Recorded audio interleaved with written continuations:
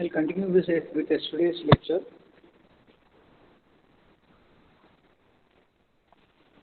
So can you hear me? Yes, sir. Okay.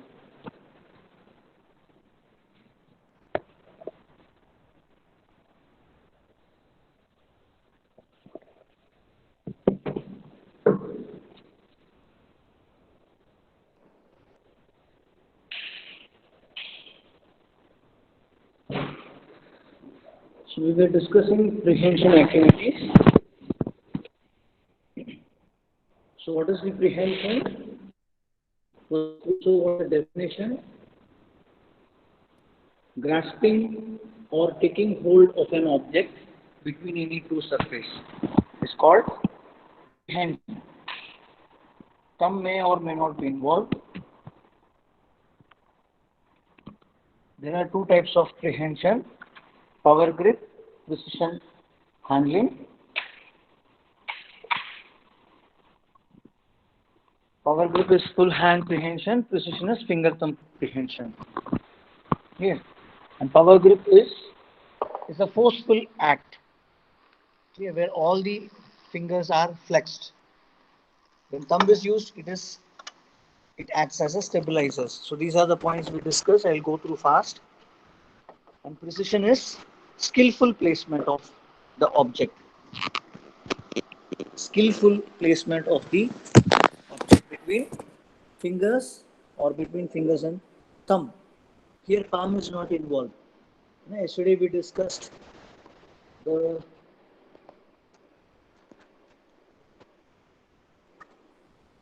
this example. This is precision handling.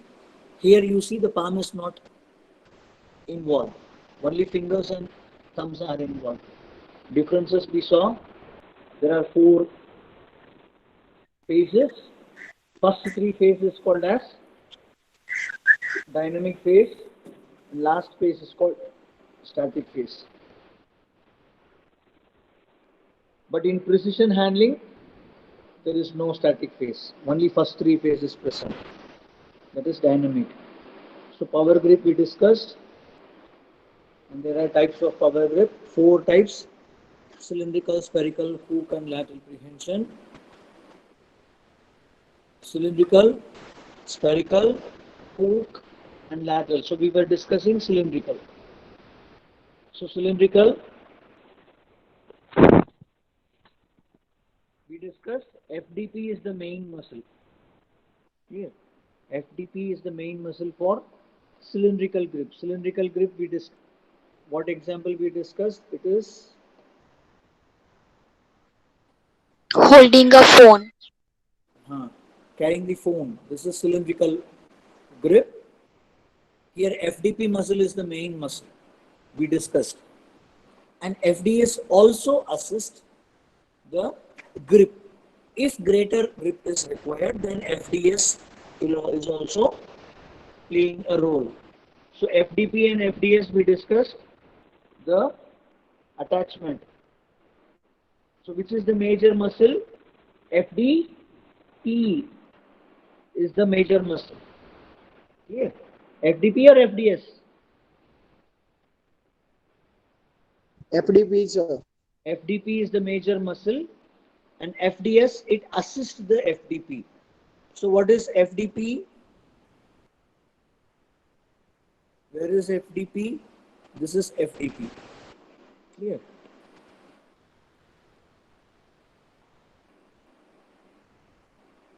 Clear? This is FDP.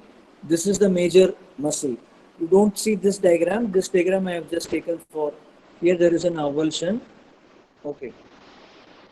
And FDS it assists the FDP.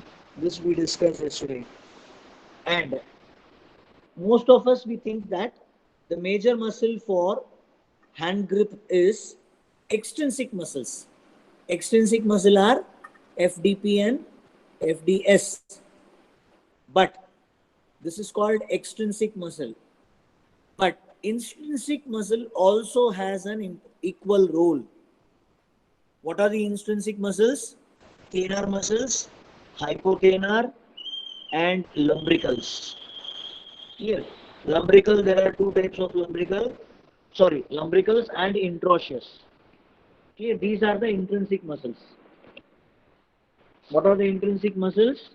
Thenar, hypothenar, lumbricals, and introitious. Introitious, there are two introitious, palmar introitious, dorsal introitious. So all these muscles are called intrinsic muscles of hand. Here, what is extrinsic muscles? Long flexors, that is FDP and FDS, and long extensors. So these are the extrinsic muscles. So what we think, during hand grip, only extrinsic muscles are acting, but it is false statement. Intrinsic muscle also have an equal importance in hand grip. Here, so that's what here mentioned. Strong grip. When you take a strong grip, here it is mentioned that extrinsic muscle is equally producing the torque. Here, the magnitude is equal for both intrinsic muscle and extrinsic muscles. It is almost nearly equal. So this also we discussed yesterday.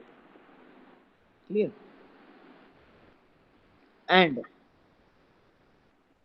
the combination of MP joint flexion and ulnar deviation. This point we discussed? No. The introitious muscle may also ulnarly deviate MP joint. Listen carefully. What is introitious? Palmar introitious, dorsal introitious. Here, you know the diagram for introitious? Here, where is introitious? Here, this is introitious muscle.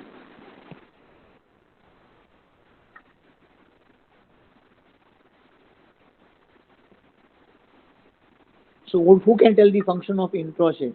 Here it is mentioned dorsal introitious. Dorsal introitious. How many introitious are there?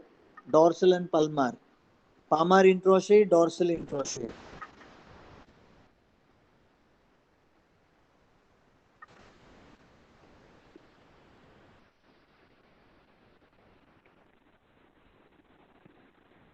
Who can give the answer?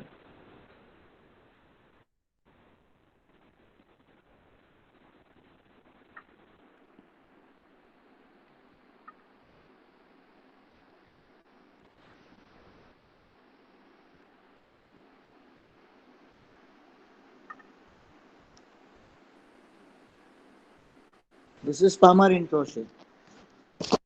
Okay. So this midline mid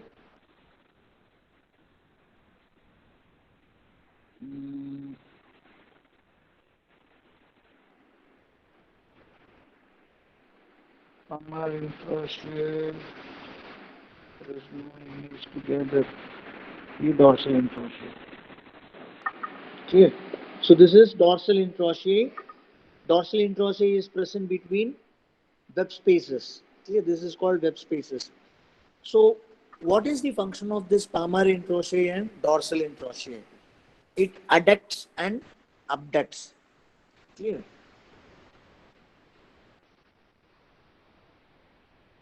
You see this one is right.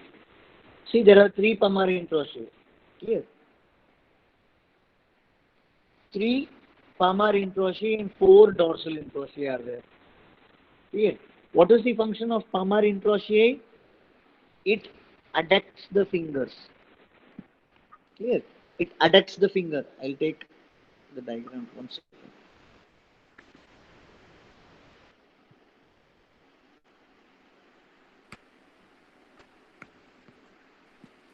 You can see here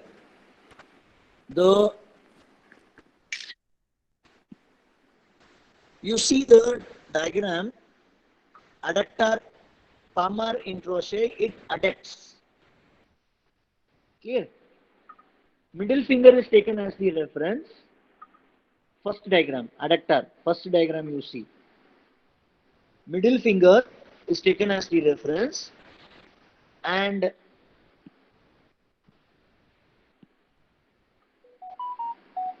this finger is taken as the reference finger. Clear? This one, and this is adduction of index finger, and this is adduction of, can you see the image? Yes, sir. So here is, this is adduction, and this is adduction, this is adduction. So this is the function of palmar incrochet. Clear? This is the function of palmar incrochet. And what is the function of the dorsal incrochet? Dorsal incrochet, again this is taken as the reference. Middle finger is taken as the reference. And what is this? This is adductor. Sorry, abductor. This is abductor. So when you take the overall function of the muscle, dorsal incrochet, it abducts, and palmar incrochet, it adducts. Remember, there are 3 palmar and 4 dorsal. Okay. So now, the incrochet muscle ulnarly deviates the NP joint. You know where is NP joint?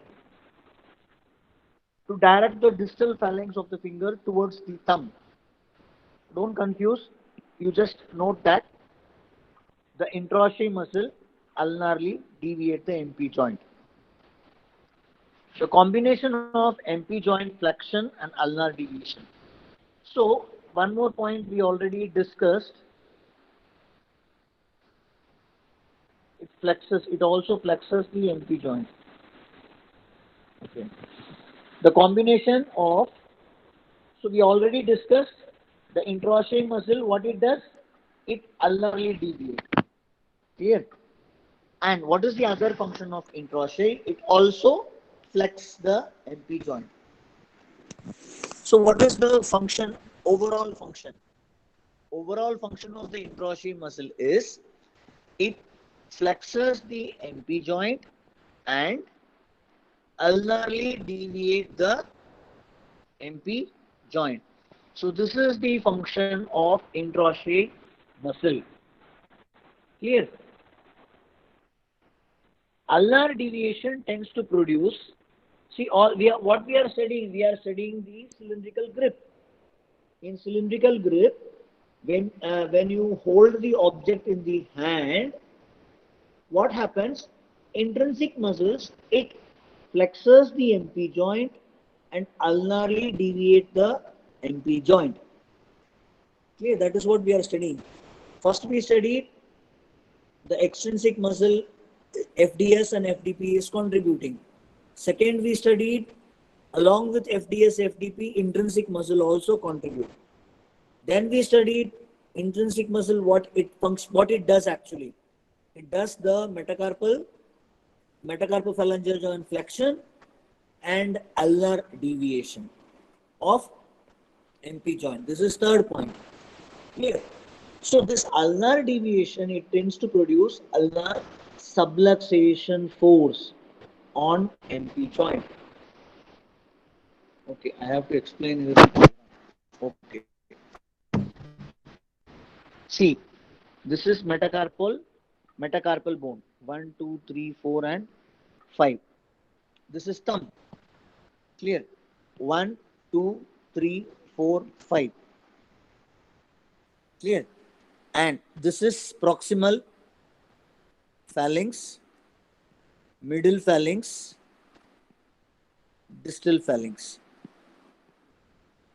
And thumb is having only proximal and distal phalanx. Are you clear? Yes, sir. So intrinsic muscle, where is metacarpophalangeal joint? This joint is called metacarpophalangeal joint. Clear? So intrinsic muscle, what it does, it flexes NP joint and ulnarly deviate the MP joint. This is what we discussed just now. What is ulnar side, ulnar deviation? This is called ulnar deviation. Clear?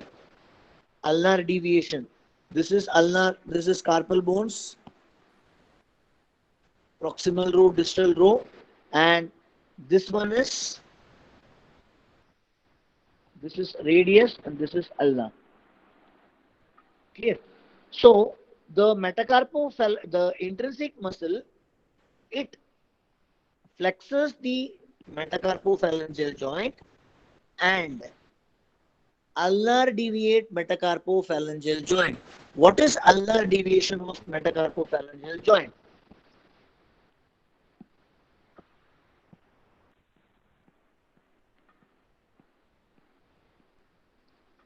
Ulnar deviation of metacarpophalangeal joint. This is called ulnar deviation of metacarpo. One metacarpal I have drawn here and one phalanx I have drawn here.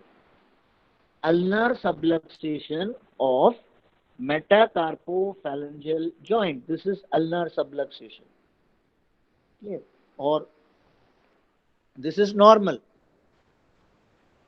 and this is subluxation. And ulnar side it is subluxed.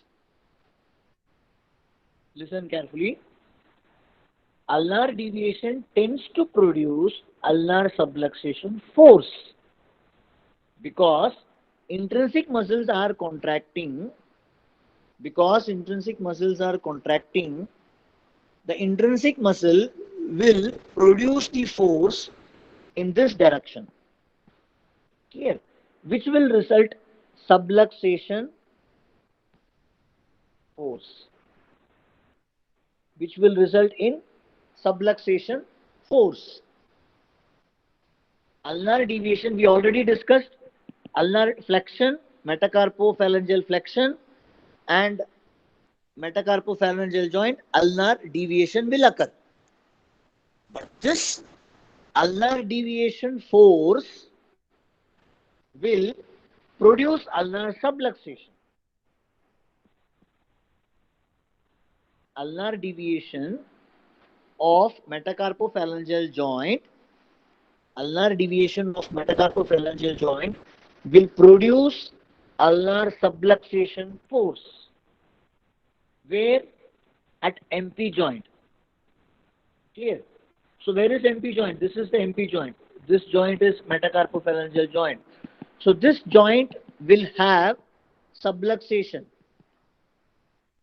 Subluxation force will be present in this particular joint when the intrinsic muscles are contracting. Clear? So this should be prevented. This should be avoided or it should be prevented. Clear? And what else happens? Tendon of the long flexors at the MP joint will also sublux. Tendon of long flexors at the MP joint will also sublux. Okay, I will show in my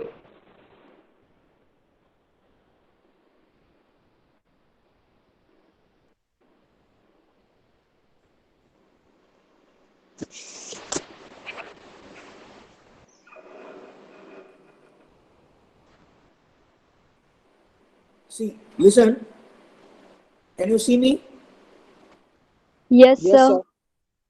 See, I will explain in my hand. So this is ulnar deviation. When I am holding the mobile, suppose when I am holding, imagine I am holding my mobile. I am holding my mobile like this. See, all the fingers are ulnarly deviated. Can you see? This is ulnar. This is ulnar, this is radius.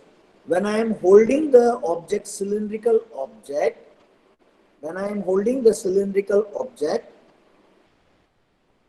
see what is happening? This is metacarpophalangeal joint. This is metacarpal bone. This is metacarpal bone and this is phalanx. So there is ulnar deviation of all the metacarpophalangeal joint. Are you clear? Yes, sir. When you're holding an object, there will be a force. The force will be directed, or the force will ulnar direction. The force will be directed in the ulnar side. Clear? So what will happen? There is possibility of subluxation of this joint, metacarpophalangeal joint, subluxation, ulnar subluxation possibilities are there. So this ulnar subluxation is prevented by the ligaments, that is annular ligament and radial annular pulley. There are pulleys in the hand. If you study the anatomy of hand, there are pulleys and ligaments, annular ligaments. Those ligaments, it prevents the ulnar subluxation of metacarpophalangeal joint. Now I will show the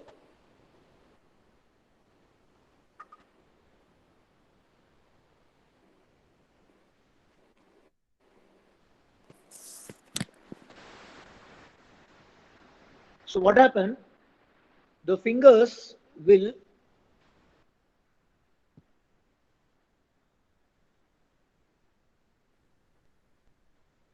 this is metacarpal bone, and the fingers, that is proximal phalanx, will deviate ulnarly. This is ulnar side, this is radial side. Clear? During power grip, there is possibility of subluxation of metacarpophalangeal joint. So this subluxation is prevented by radial ligament. Where is radial ligament? This is radial ligament. Radial ligament is present on the radial side. Clear? If this ligament is strong, then this subluxation will be prevented. Now you see this.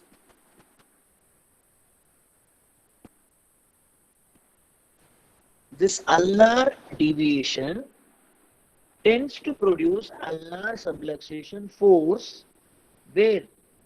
On MP joint. And the tendons which is crossing the joint. So what is the tendon? What are the tendons? Long flexor tendon. Clear? This is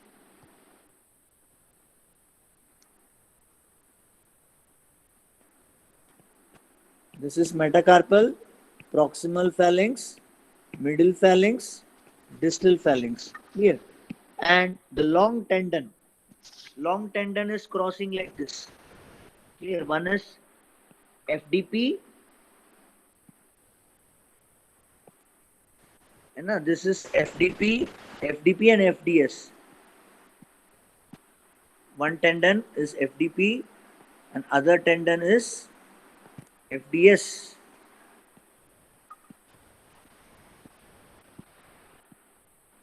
Yes. So what will happen when the metacarpophalanx, this is metacarpal phalanx. When metacarpophalangeal joint is deviated ulnarly, then the both tendon will also will sublux. Clear? This tendon will also, there is a possibility of subluxation of tendon also. So this tendon subluxation and metacarpophalangeal joint subluxation is prevented by the ligaments. Which ligaments? Radial ligament and annular pulley. And there are pulleys present in the joints, hand. There are many pulleys are there. Clear? So subluxing force are ordinarily counteracted by radial collateral ligament and annular pulley that anchor the flexor tendon in place. If you want, I can show the image of annular pulley also.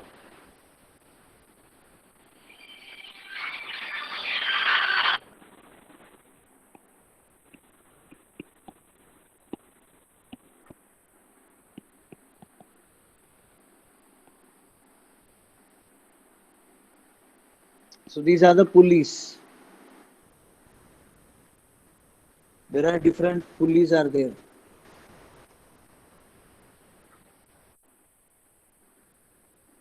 You can see here. Image is not clear, but in anatomy you might have studied there are different pulleys are there at different levels. A1, A2, A3. These pulleys it keep the tendon in place. See here. A1 pulley, A2 pulley, A3, A4, A5. There are different pulleys are there. This is called annular pulleys. They stabilizes the tendon within the joint, and when during ulnar subluxation or ulnar deviation of metacarpophalangeal joint, when you hold the object, that is during cylindrical grasp, the metacarpophalangeal joint it subluxes ulnarly. During this movement, there is a possibility of subluxation of metacarpophalangeal joint and possibility of subluxation of the tendons towards the ulnar side. So how it is prevented? It is prevented by two structures. One is radial collateral ligament, other is annular pulley. Any doubt? No, sir. Okay. So thumb position is most variable of the digits. Okay. Suppose if the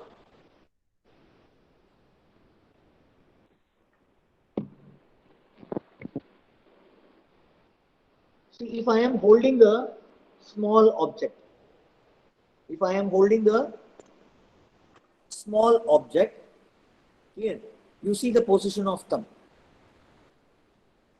This is the position of the thumb when I am holding small object. Clear? When I am holding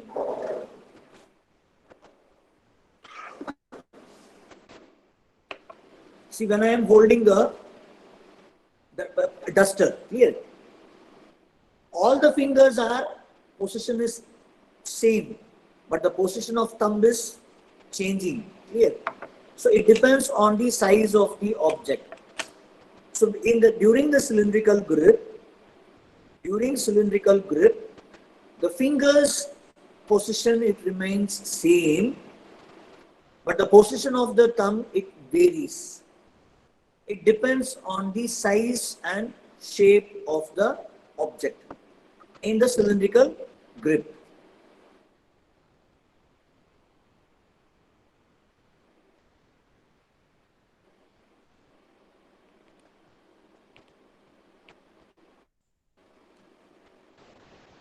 Thumb position in cylindrical grip is the most variable of the digits. The thumb usually comes around the object, then flexes and adducts to close the vise. Clear? Okay.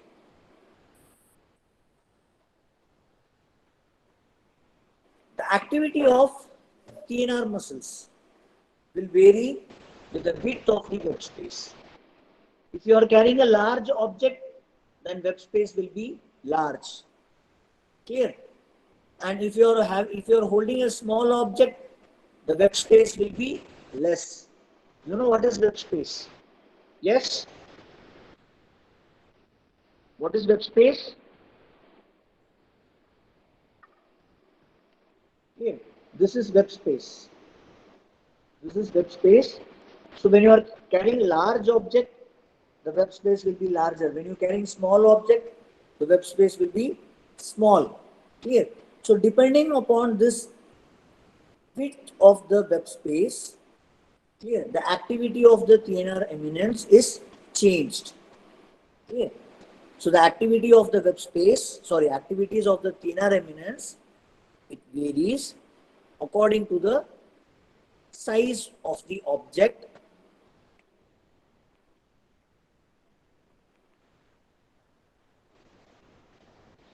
activity of the TNR muscle will vary with width of the web space. And the width of the web space, it depends on the size and shape of the object. Next, muscles of the hypothenar eminence usually are active in cylindrical grip, and adductor digitae minimi. Basically, you have to study all the muscles involved in cylindrical grip. You have to explain. So, what are the muscles we have discussed? First, we discuss FDS. Second, we discuss FDP, and third, we discuss what we discussed. What are the structures we discussed? Next, we discuss annular ligament, sorry, radial collateral ligament, radial collateral ligament. Then we discussed annular pulley, annular pulley. So, what is these two structures? They prevent the ulnar subluxation. Clear? And we discussed introshei muscle, palmar introshei and dorsal introshei we discussed. And what else we discussed? We discussed the thenar muscle, we discussed hypothenar muscle, and we discussed adductor digitae minimi. So these are the muscles you have to explain in the cylindrical grip. So cylindrical grip is typically performed with wrist in neutral flexion extension, slightly ulnar deviation. This is very important. Clear? Cylindrical grip always will have wrist neutral flexion or extension, that is resting position of the wrist, that is neutral flexion extension and slight ulnar deviation. This is resting position of the wrist. Ulnar deviation also puts the thumb in line with the long axis of the forearm. Ulnar deviation of the wrist is the position that optimizes force of the, okay, first point I'll explain. First point I'll explain.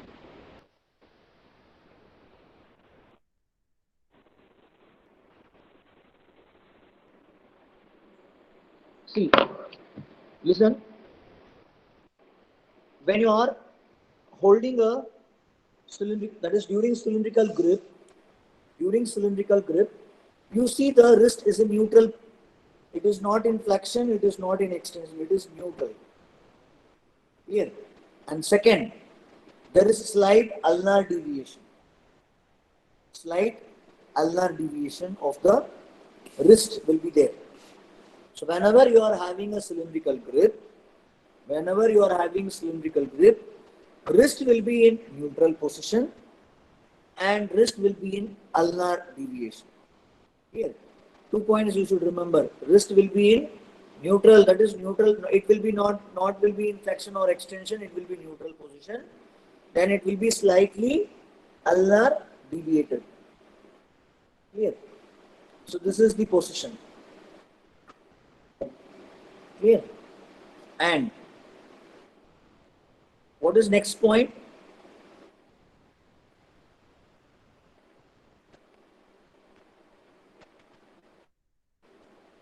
Ulnar deviation of the wrist is the position that optimizes force for the long finger flexors. There is an optimal position for each and every muscle. What is optimal position? What is optimal position? Who can explain what is optimal position? Neither too shorten, nor too lengthen. That is called optimal position. So, for long finger flexors, that is FD, P and FDS, optimal position is ulnar deviation. Clear? Normally, the muscle, it generates maximum torque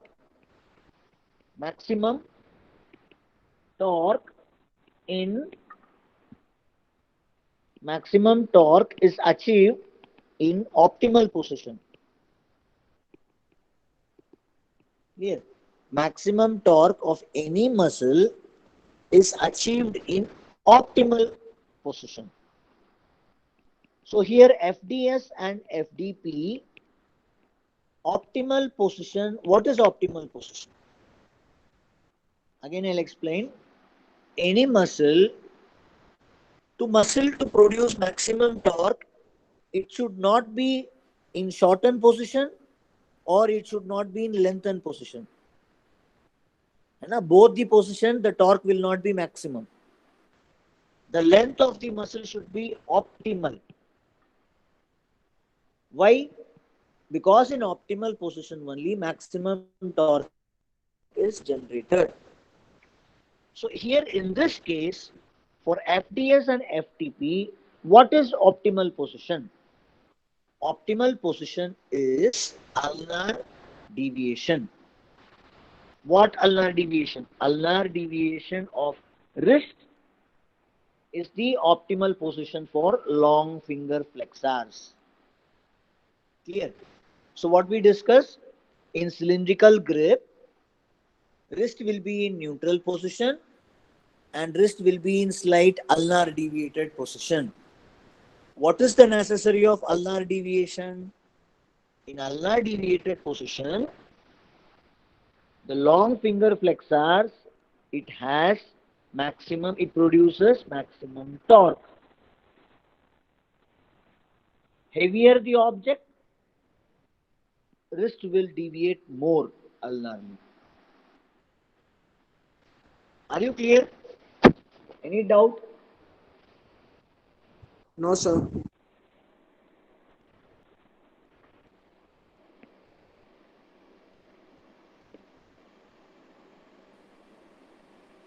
I'll go through fast because next lecture 2:30 Madhu sir will take lecture. Okay. See, I'll sum up.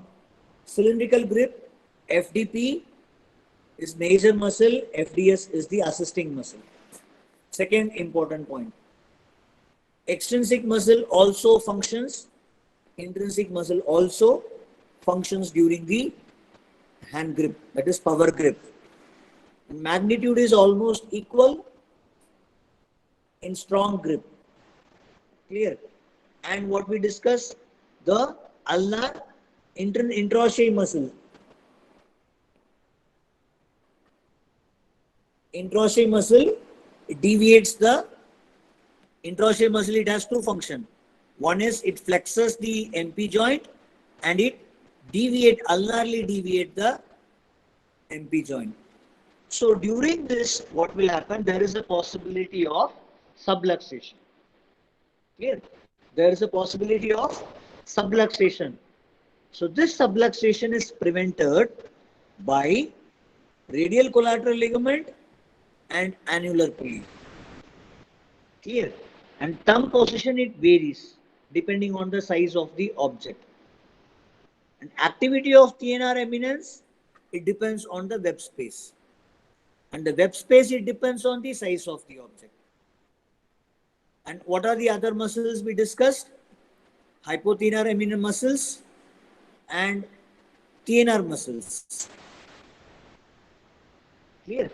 TNR muscles and hypothenar muscles both are active. Clear? And during cylindrical grip, the wrist position is changed. What is the position? One is neutral flexion extension and next is ulnar deviation. Why this ulnar deviation is important? Because long finger flexors, it achieve the optimal position so that torque production is maximum. That is the need of the ulnar deviation of the wrist. So as the object is heavy, the degree of ulnar deviation, it increases. So this is about the cylindrical grip. So next class we will discuss spherical grip. So we discussed there are 4 grips are there. cylindrical, spherical, hook, and lateral. So we discussed cylindrical today, and later we will discuss other types of grips. Any doubt? No, sir. Okay. Others may leave. Others may leave.